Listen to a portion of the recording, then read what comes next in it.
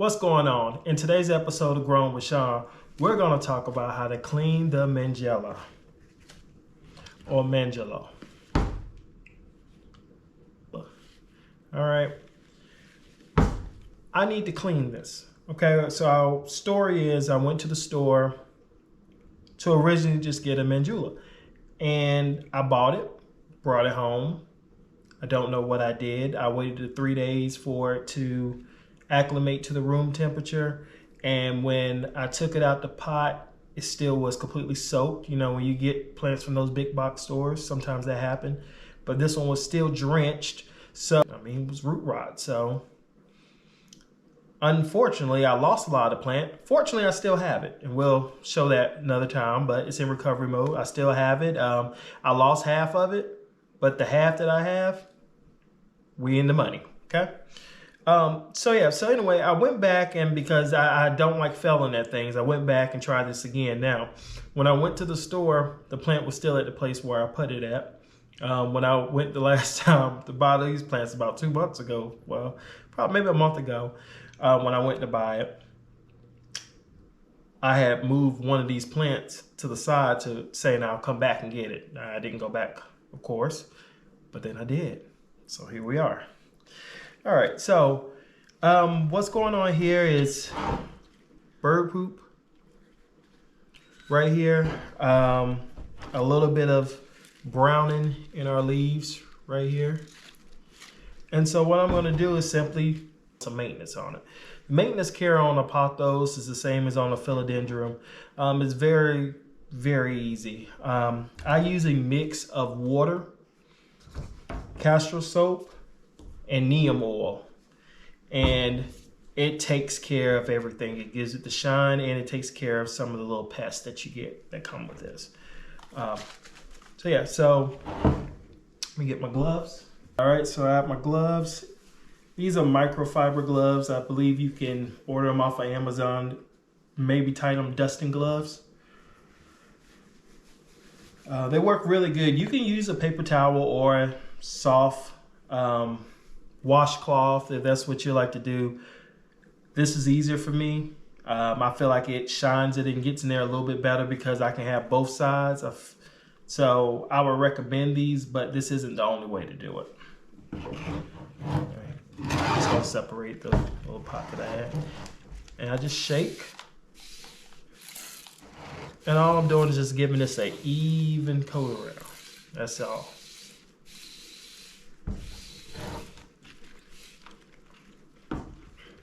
Alright.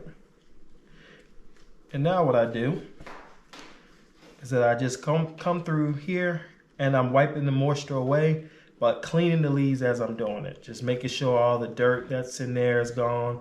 And this is the time for you to inspect your plant as well, for you to notice if you have bites and tears on these leaves, or if it's just yellowing in general. It's better to go ahead and cut it and get rid of it. Now, if it's a pest problem, then there are different type of sprays that you can use to get rid of those, but everybody has their own. I've been fortunate enough in my space to not have to worry about having gnats and pests. But I also don't have plants that require a lot of water, and with a lot of water comes a lot of moisture, and that, to me, I feel like that's where pests are a little bit more attracted to.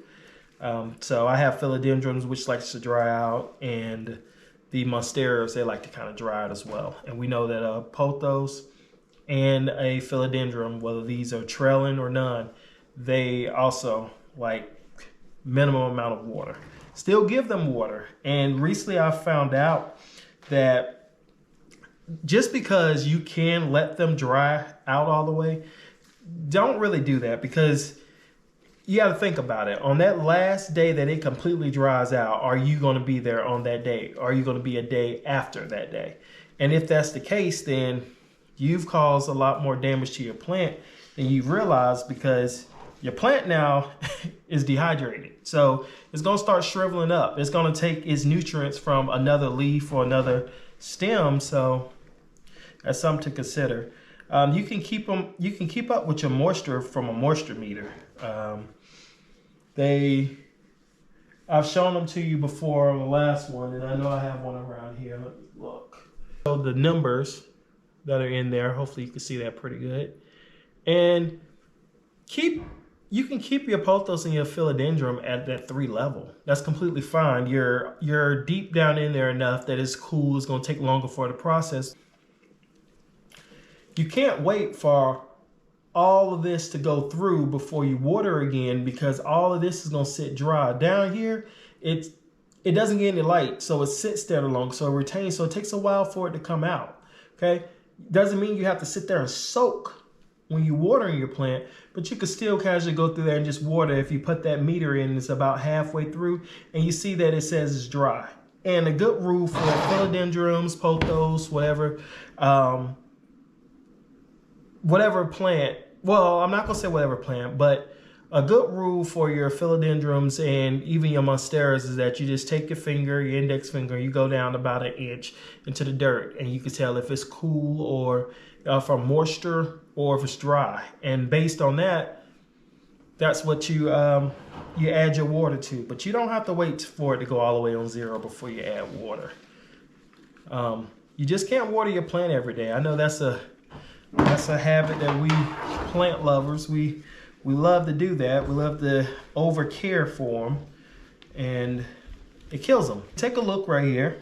You can see now how these leaves are looking. They look a lot cleaner. We got the bird poop off. We got the shine. And again, getting in here,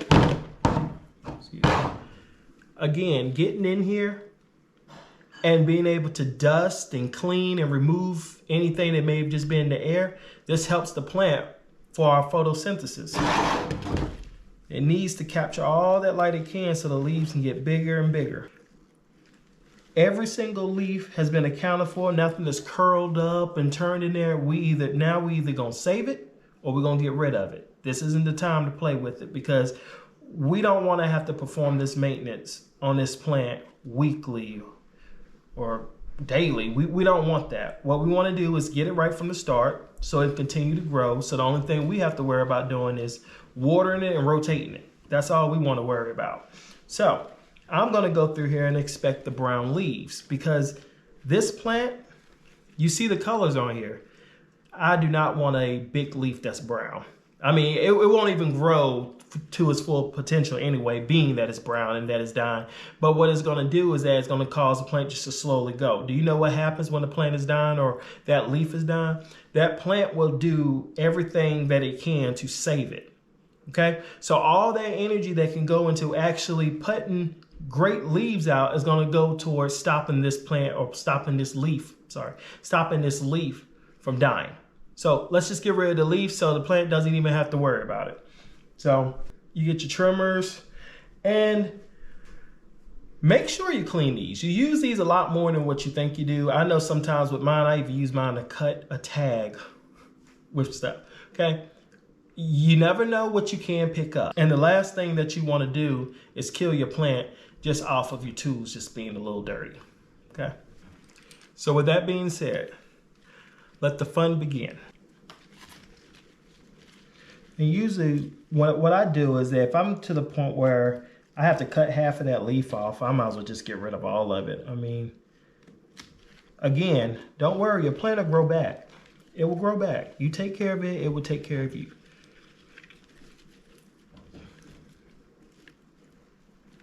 You just don't want nothing there that doesn't need to be there, because it's just not going to benefit the plant in the long run. And we just want a beautiful plant. That's all we want, right? Okay. And it wasn't even a whole lot that I needed to cut. Now, every time I get right here, I always, right here, okay? So I'm a sucker for a person. So when I get to parts like these, I'm a sucker. I love just the natural look of what might have happened. I'm fine with that. As long as it's not killing the plant, it's not yellowing, it's just a hole is gone, it's healed itself, it's fine. Now, if it becomes a problem, then we'll get rid of it. But for now, I'm fine with its battle wounds. So we just got in there again and made sure that the plant was doing great, right? All right, so here we are, keeping that. All right, so here we go. The plant has been cut all the way. It's been taken care of all the way. So another product that I use right here is the Miracle Grow Leaf Shine. All right. How long did that take us? Maybe 10 minutes, if that. Spent half the time actually looking for things, right? But these plants are very simple for maintenance wise. They just require some water, require a little bit of tender love and care from time to time. It's good to get in here. With my pothos and my philodendrons, probably once every 2 months. I know I should do it more, but I'm just trying I'm trying to give you a real accurate description. Once every 2 months, and probably in that 2 month time, I'm not getting to every single one, just to the ones that are capturing my eyes. Now on my stairs, I usually get to those once a month. Now I'm really good with those because their leaves are just so big and I bump them and I'm carrying stuff constantly. And I like to burn incense and things, and it's more centered towards them. So I just make sure I take care of that part. But the last thing for me to do with this plant is to water it. Now before, I probably should have led into it with that. Before I get ready to do any type of heavy maintenance on a plant, I do like to let it run dry, basically. Why? Less of a mess and a headache. I mean, when you're fooling around with these plants, the last thing you want is to be dealing with wet water or soil. Every time you move, it's a watermark from the pot. That's the last thing you want. So I really try to write it down in my calendar that says, hey, you need to get to this plant, because I'll see it and I want to get to it. I'm like, let it dry. And I'll come back to it 2 or 3 days, a reminder go off while I'm in the plant room, and it'll say, hey, do this. I hope you enjoyed the video. I tried to keep it as smooth sailing as possible. Again, what did we use? We used water in a spray container. I got this off of Amazon. We use castor soap. You can get this from Walmart or Target. Neem oil. I ordered mine from Amazon, but I'm pretty sure you can get it from a hardware store. I hope that you all enjoyed.